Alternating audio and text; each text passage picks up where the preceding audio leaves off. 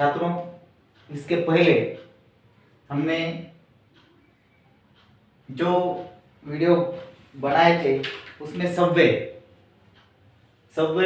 ऐसे शब्द है जिन शब्दों में लिंग, वचन, पुरुष, कारक के अनुसार परिवर्तन होता है, ऐसे शब्दों को हम सव्वे कहते हैं। सव्वे के फिर भेद संज्ञा, सर्वनाम, विशेषण, क्रिया। उसके बाद अब अव्यय। अव्यय किसे कहते हैं? ऐसे शब्द जिनमें लिंग, वचन, पुरुष, कारक के अनुसार कोई परिवर्तन नहीं होता या इनका उन शब्दों पर कोई प्रभाव नहीं होता, ऐसे जितने सारे शब्द है उसे हम अव्यय कहते हैं। परिभाषा समझ में आती है? जिन शब्दों में लिंग, वचन, पुरुष, कारक के अनुसार कोई परिवर्तन नहीं होता, कोई बदलाव नहीं होता, ऐसे शब्दों को हम अव्यय कहते हैं। फिर ऐसे अव्यय कौन कौन से हैं? उसके 4 भेद है। एक क्रिया विशेषण अव्यय, दूसरा संबंध सूचक अव्यय, तीसरा समुच्चय बोधक अव्यय और चौथा जो है यह है विस्मयादि बोधक अव्यय। अब इसे विस्तार से हम देखेंगे। इसके पहले वीडियो में आपने सव्वे देखे, उसमें क्रिया देखी। ऐसे हर दिन हम वीडियो यहाँ से भेजने का काम करते हैं। आपको हिंदी भाषा व्याकरण की जो भी परिभाषाएं जो कठिन लगता है ये सब समझाने का हम प्रयास करने लगे। लेकिन कुछ छात्रों का ऐसा मानना है, कुछ छात्र देखते भी नहीं है या उनकी कोई प्रतिक्रिया नहीं है, कोई उदाहरण बनाने का काम नहीं करते। कुछ छात्रों से मैंने पूछा, उन्होंने कहा सर आपका जो विषय ये आसान है लेकिन आप ही भेजते हो बहुत सारे विषयों के वीडियो नहीं मिलते। लेकिन आसान और कठिन ये समझाना या तय करना ये हमारा काम नहीं। हर चीज, हर काम आसान भी है और कठिन भी, हर विषय आसान भी है और कठिन भी। जितना हम प्रयास करेंगे तो हमें आसान लगता है, इसके बारे में हम प्रयास नहीं करते वो कठिन लगता है। पहले आपको बता दिया चुका, इस शब्द का अर्थ होता है होना, लेकिन आप में से किसी ने कोई प्रतिक्रिया नहीं दी, कोई उदाहरण नहीं आया। फिर भी हम बार बार यही कहते हैं और वही कहने का अधिकार हम अपने पास रखते हैं, क्योंकि हम खुद प्रयास करके आप तक पहुंचने का काम करते हैं। जो करते ही नहीं है वह शायद आपसे कुछ कहे या न कहे, लेकिन फिर भी आपको ये भी कठिन सब, जब अच्छे अंक मिलेंगे तो हम कहेंगे अच्छा आसान सा विषय। कठिन अंक मिलेंगे या कुछ छात्र इस विषय में नापास हो जाएंगे और परीक्षा में अनुत्तीर्ण हो जाएंगे, तब हम कहेंगे नहीं नहीं आसान भाषा नहीं है, बहुत कठिन। ऐसे नहीं, हमारे पास सभी प्रश्नों के जवाब या उत्तर तैयार होते हैं, क्योंकि हम अध्यापक ऐसे ही है। बहुत से अध्यापक कहते हैं कुछ काम नहीं इसलिए बनाते। हाँ भाई कुछ काम नहीं, हम मानते यही काम है, इसके कारण ही परिवार चलता है। जिनके पास बहुत सारे काम है ये काम छोड़ देना चाहिए, ऐसा मेरा मानना है। इसलिए आपको भी बताने का हक और अधिकार रखता हूँ कि दिन रात पढ़ाई करो, जितने सारे मिलते हैं वीडियो उनके बारे में अध्ययन करो, जो कोई भी विषय हो। जितना आप प्रयास करोगे वीडियो आसान लगेगा, वो समस्याएं आपको समझ जाएगी, आप उसके ऊपर उदाहरण लिख सकते हो। ऐसी परिभाषाओं को रटने से कोई फायदा नहीं है, या दिन रात उसे रटते रहो, पाठांतर करते रहो, इससे कुछ मतलब नहीं। उसकी परिभाषा को समझना आवश्यक है, जिससे हम आसानी से हर वाक्य को पहचान सकते हैं। अब अव्यय में जो क्रिया विशेषण अव्यय है इसके बारे में हम देखेंगे। क्रिया किसे कहते हैं ये आपको मालूम है? जो भी कर्ता के द्वारा कार्य होता है या करने का काम करते हैं या वाक्य को पूरा करने के लिए जिन शब्दों का प्रयोग किया जाता है उसे हम क्रिया कहते हैं। और उसके बाद है विशेषण। विशेषण किसे कहते हैं? पहले हमने विशेषण देखा है, संज्ञा या सर्वनाम की विशेषता बताने वाले शब्दों को हम सर्वनाम विशेषण कहते हैं। क्रिया अलग है, विशेषण अलग है। पहले विशेषण के भेद हमने देखे, ये विस्तार से हम उदाहरण के साथ इसे समझ लेंगे। क्रिया और विशेषण। विशेषण किसे कहते हैं? अगर सिर्फ विशेषण कहा गया तो संज्ञा और सर्वनाम के बारे में विशेष जानकारी देने वाले शब्दों को हम विशेषण कहते हैं। लेकिन हम यहाँ पर देखने वाले क्रिया विशेषण शब्द से ही समझ में आता है कि किसकी विशेषता? क्रिया की विशेषता।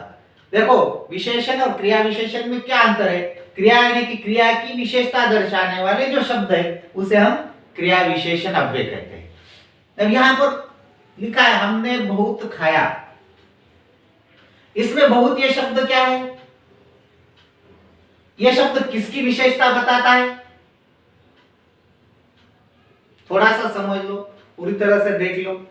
हमने बहुत खाया यानी कि यह खाया, खाना इस क्रिया की विशेषता बताता है, इसीलिए यह क्रिया विशेषण अव्यय। वहां बहुत भीड़ थी, भीड़ ये संज्ञा है, और भीड़ के बारे में, भीड़ की विशेषता बताने का काम बहुत करता है, इसलिए हम इसे विशेषण कहते हैं। संज्ञा या सर्वनाम की विशेषता बताने वाले शब्द विशेषण, और जो क्रिया की विशेषता बताते हैं यह क्रिया विशेषण। अभी अगला वाक्य देखिए, यह अच्छा विचार है। ये विचार, यह संज्ञा है, इसकी विशेषता यानी कि क्रिया की, यहां समझ लो, क्रिया की विशेषता प्रकट करने वाले अव्यय शब्द क्रिया विशेषण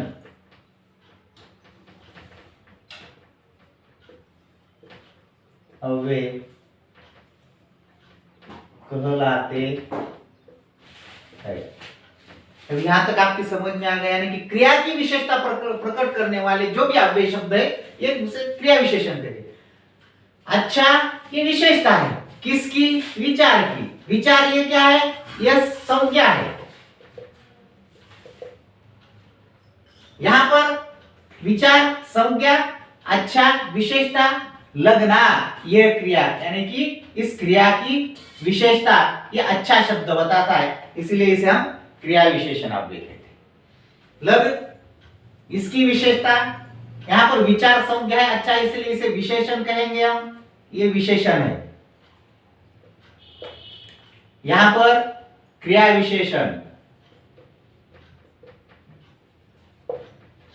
सोहम अच्छा लड़का है, ये लड़के की विशेषता क्या है? सोहम।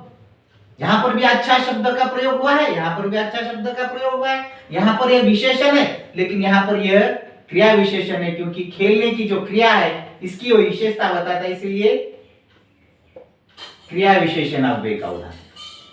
समझ में आता है? जो संज्ञा या सर्वनाम की विशेषता बताता है उसे विशेषण कहते हैं, लेकिन जो क्रिया की विशेषता बताने के लिए जिन अव्ययों का प्रयोग होता है उन्हें हम क्रिया विशेषण अव्यय कहते हैं। यहां पर देखेंगे, रमेश भीतर खड़ा है। भीतर खड़ा, रमेश कहां खड़ा है? रमेश की जानकारी दी गई है यहां पर, इसलिए यह विशेषण हो गया। रमेश घर के भीतर खड़ा है, यानी कि इसका संबंध रमेश का और घर का जोड़ा गया, इसलिए के भीतर भी ये अव्यय हो गया, लेकिन ये के भीतर समझने के लिए बताया गया है कि ये संबंध सूचक अव्यय का उदाहरण। ठीक है, संबंध सूचक और जो क्रिया विशेषण अव्यय, इन दोनों के बीच जो अंतर है ये हम उदाहरण के साथ देखेंगे, लेकिन यहां तक जो है हमें ये समझ में आ गया होगा कि क्रिया विशेषण अव्यय किसे कहते हैं। क्रिया विशेषण का और उसी के साथ साथ विशेषण और क्रिया विशेषण, इन दोनों के बीच में जो अंतर है यह आपको समझाने की यहां पर कोशिश की है। समझ में आ गया? खाया ये क्रिया है, इसकी विशेषता बताने वाला शब्द क्रिया विशेषण। भीड़ संज्ञा है, इसलिए बहुत ये शब्द विशेषण में आ गया।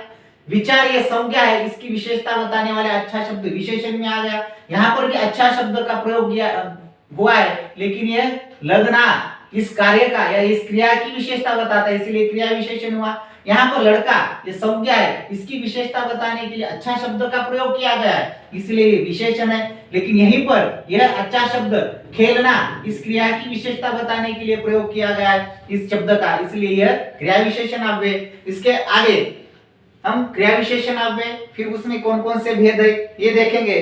इसके पहले आप इसको ठीक से समझ लिए, उसका स्क्रीनशॉट निकाल लीजिए और इसके आधार पर विशेषण और क्रिया विशेषण में क्या भेद है, क्या अंतर है, यह समझने की आपको कोशिश करनी है।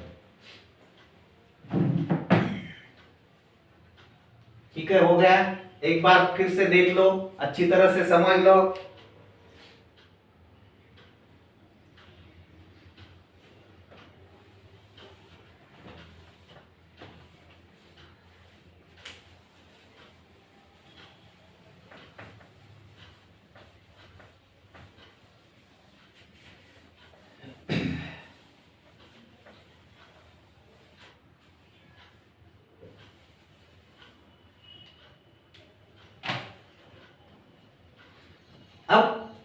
अव्यय में हम सबसे पहले देखेंगे क्रिया विशेषण अव्यय।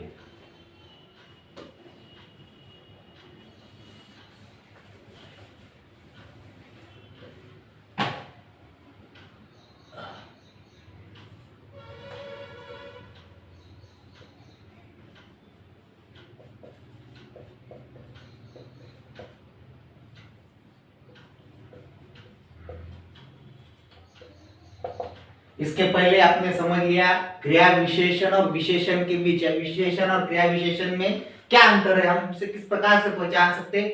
अब क्रिया विशेषण के चार भेद है, उसमें उसके चार प्रकार होते हैं। एक पहला जो है ये स्थानवाचक,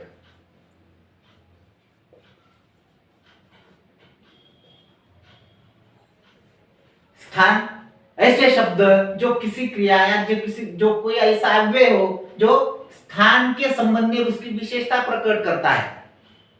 यानी कि स्थान को पूछने के लिए हम क्या किस शब्द का प्रयोग करते हैं, कहां।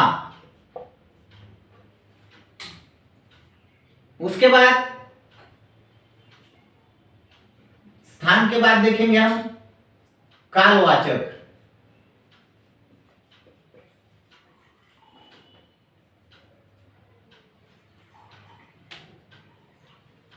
तीसरा है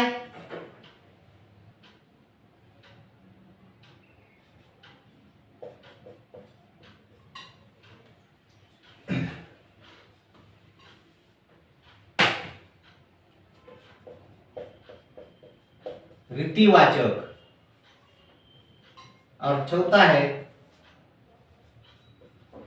परिमाणवाचक। परिमाण और परिणाम इन दोनों शब्दों के बीच में अंतर है। परिणाम यानी किसी चीज का रिजल्ट, किसी चीज का कोई परिणाम हो, लेकिन यहाँ परिमाण यानी कि नापतोल मापतोल मोजदाद की जाती है, उसे हम परिमाणवाचक कहते हैं। अब स्थान यानी कि कहां, काल कब, कब यानी कि आज कल, यानी कि जो भी समय हो उसे दर्शाने का शब्द रीतिवाचक। ऐसे कैसे, रीति का मतलब है पद्धति, हम जो भी कार्य करते हैं उसे हम हमारे रीत यानी कि रीति कहते हैं। ऐसे शब्दों को दर्शाने के लिए हम कैसे ये प्रश्न कर सकते हैं। अब परिमाणवाचक में कितना, अब जब भी हम इन शब्दों को लगाकर हम प्रश्न तैयार करते हैं, जब उत्तर आए, कहां लगाकर अगर प्रश्न तैयार किया जाए उत्तर आए तो वह होगी स्थानवाचक अव्यय होगा, यानी कि क्रिया विशेषण का भेद। इसमें हमें परीक्षा में ये स्थानवाचक, कालवाचक, रीतिवाचक, परिमाणवाचक लिखने की आवश्यकता नहीं है। सिर्फ क्रिया विशेषण अव्यय हम लिख सकते हैं, ये पूछा नहीं जाएगा। सिर्फ अव्यय के भेद में चार ही भेद हमें देखने, क्रिया विशेषण, संबंध सूचक, समुच्चय बोधक और विस्मय आदि बोधक, ये देखने की आवश्यकता नहीं। सिर्फ कुछ जानकारी हो इसलिए, हर अव्यय के बहुत से भेद है लेकिन वह सब हमें देखने की आवश्यकता नहीं, सिर्फ समझने के लिए यहाँ पर बताया गया है कि स्थानवाचक, कालवाचक, रीतिवाचक, परिमाण। कहा, समझो कोई दुर्घटना घटित हुई है, आपने किसी को पूछा भाई कहां हुआ ये, पहला प्रश्न हो गया। किसी दोस्त से आपने पूछा, फिर पूछेंगे कब हुआ है, अरे भाई कैसे हुआ है, पद्धति कैसी है, और उसके बाद उस दुर्घटना में कितनी मार लगी है, समझ में आता है। कहां हुआ, कब हुआ, कैसे हुआ, कितना परिणाम हुआ उस घटना का। इस प्रकार से इन शब्दों का हम प्रयोग करते हैं और इनसे, इन शब्दों से प्रश्न निर्माण होता है, उनका उत्तर मिल जाता है, वह इनमें या क्रिया विशेषण के उपभेदों में वह आ जाते हैं। हम अब सीधा क्रिया विशेषण के जो उदाहरण है, क्या उसके उदाहरण को देखेंगे। कहां, कब, कैसे, कितना, इससे आपकी समझ में आ गया होगा। ये उसका स्थान, घटना का समय, घटना की पद्धति किस तरह से हुआ और इसका परिणाम, परिमाण क्या है, कितना है, अधिक लगा, थोड़ा लगा, ज्यादा लगा, जितना क्रिया विशेषण अव्यय के अंतर्गत हम इसे देखेंगे।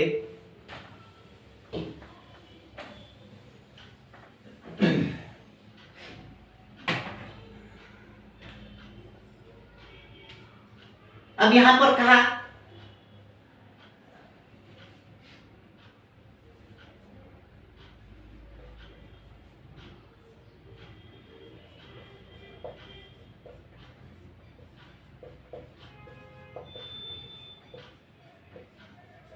राम नीचे बैठा है, यानी कि राम का स्थान क्या है, नीचे।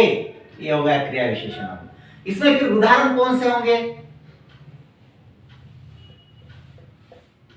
आगे, पीछे, यहां, वहां,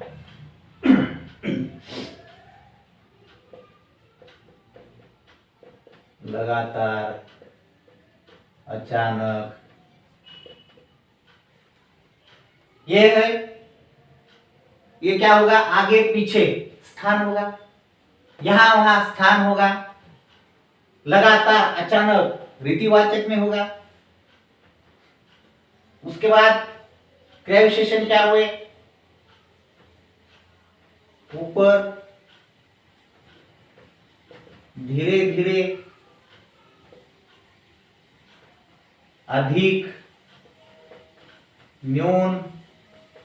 इस प्रकार से बहुत सारे शब्द हैं, थोड़ा, कम, ज्यादा, अधिक, ऊपर, नीचे, यहाँ वहां, इतना, बहुत ज्यादा, अत्याधिक, अचानक, लगातार, एकाएक। ये सारे शब्द क्रिया विशेषण अव्यय के उदाहरण हैं। अब यहाँ पर उदाहरण हमने देखा, राम नीचे बैठा है। दूसरा देखेंगे,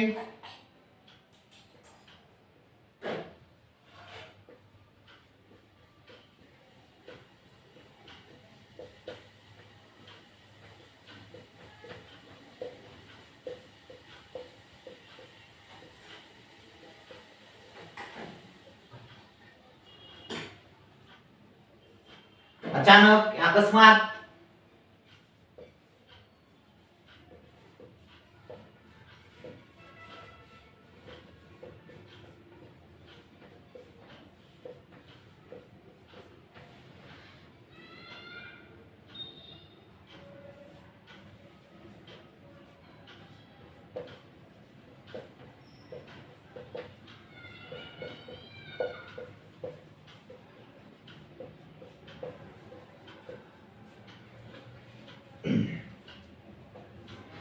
क्या है फिर,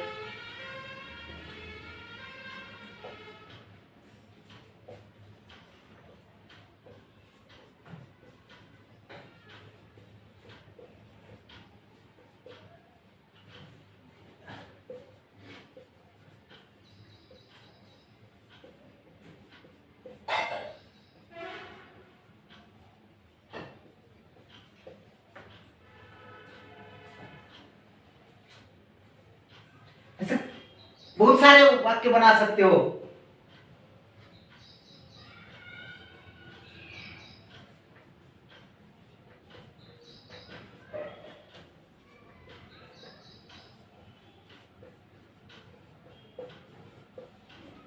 यहां पर देखो, राम नीचे बैठा है, एक स्थान, नीचे क्रिया विशेषण अव्यय हो गया।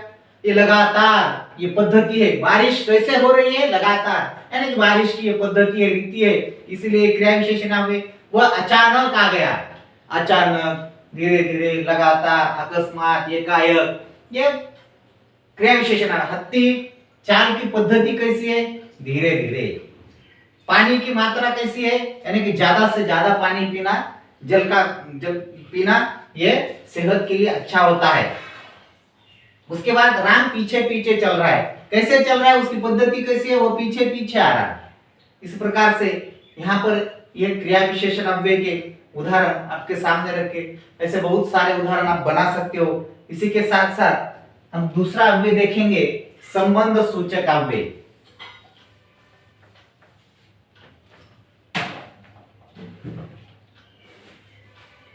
दूसरा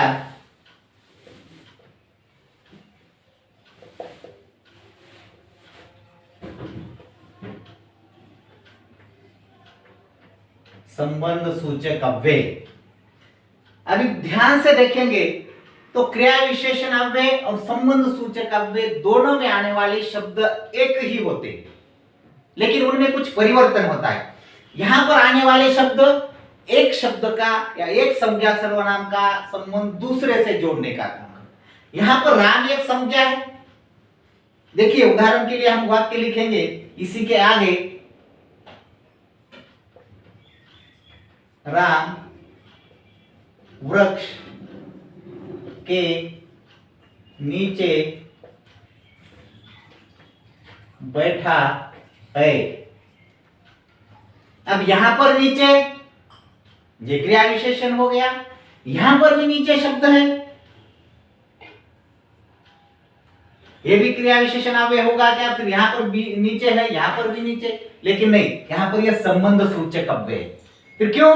क्योंकि राम और वृक्ष इन दोनों का आपस में संबंध जोड़ने के लिए के नीचे का प्रयोग किया गया है। राम के किसके नीचे बैठा है? वृक्ष के नीचे, यानी कि राम और वृक्ष के बीच का संबंध ये क्रिया जोड़ती है। बैठने की क्रिया इन दोनों के बीच में संबंध जोड़ती है, इसीलिए संबंध सूचक अव्यय है। सुबह से लगातार बारिश हो रही है, उसी के साथ साथ वह अचानक ही आगे चला गया। अब ये वाक्य हम देखेंगे दूसरा,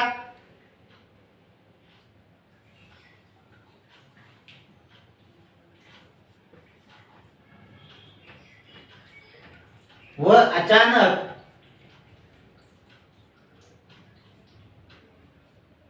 ही, ठीक है, हम उदाहरण दोबारा लिखेंगे यहां पर।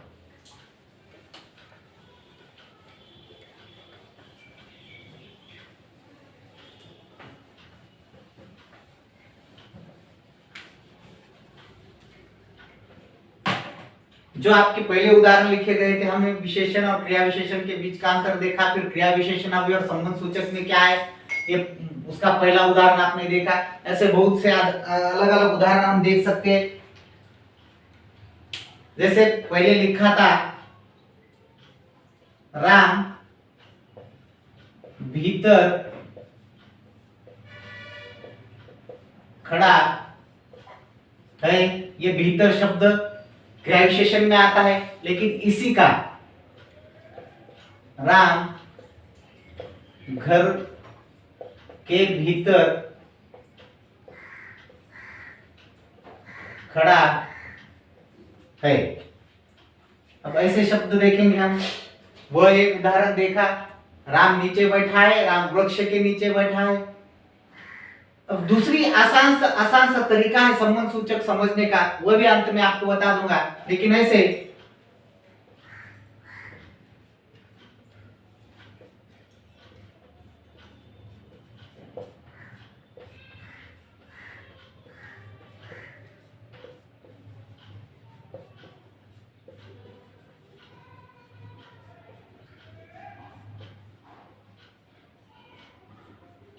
ये राम श्याम के साथ, राम चला गया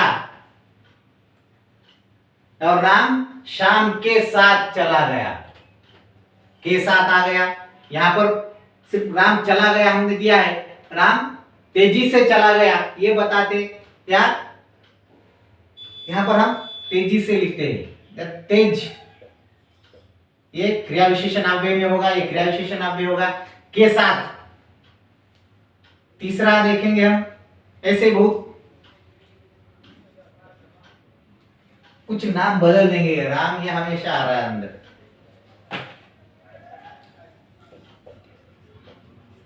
रोहन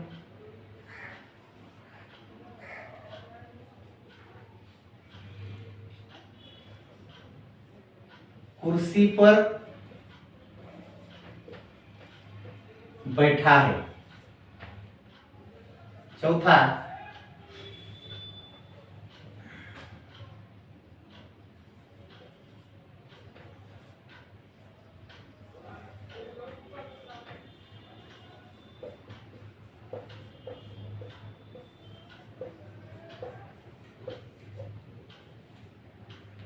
ठीक है, यानी कि जैसे ही हमने उदाहरण देखे यहाँ पर क्रिया विशेषण आवे के ऊपर, नीचे, तेज, भीतर, उसी के साथ साथ जब भी हम के लगाएंगे, के साथ, के भीतर, के ऊपर, इसी प्रकार से हम संबंध सूचक अव्यय के उदाहरण को पहचान सकते हैं। संबंध सूचक अव्यय का मतलब है उसे पहचानना, उसकी परिभाषा क्या है? एक संज्ञा का संबंध दूसरी संज्ञा या सर्वनाम से जोड़ने के लिए जिन अव्ययों का प्रयोग होता है उन्हें हम संबंध सूचक अव्यय कहते हैं। उसी के साथ साथ जैसे हमने क्रिया विशेषण अव्यय के बहुत से उदाहरण देखे, वही उदाहरण को हम उसके आगे के लगाकर भी लिख सकते हैं। और संबंध सूचक अव्यय को पहचानने का सबसे आसान तरीका है इसके पहले के का की से आदि शब्दों का प्रयोग होता है। जैसे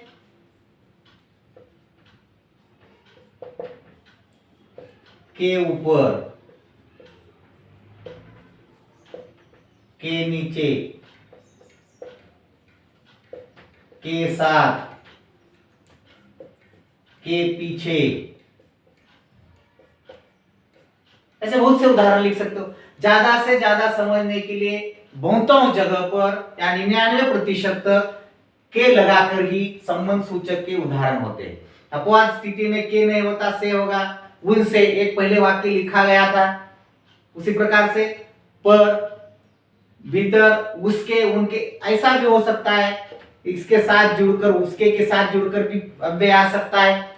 इस प्रकार से हमें क्रिया विशेषण अव्यय और संबंध सूचक अव्यय, इन दोनों अव्ययों को, इनका अध्ययन, इनको समझने की हमने यहाँ पर कोशिश की है। जो भी कोई कठिनाई हो आप पूछ सकते हो। इस वीडियो को ध्यान से देखें, इसका अध्ययन करें। जो भी समस्या है अगली वीडियो में उसे समझाने का, सुलझाने का काम हम करेंगे।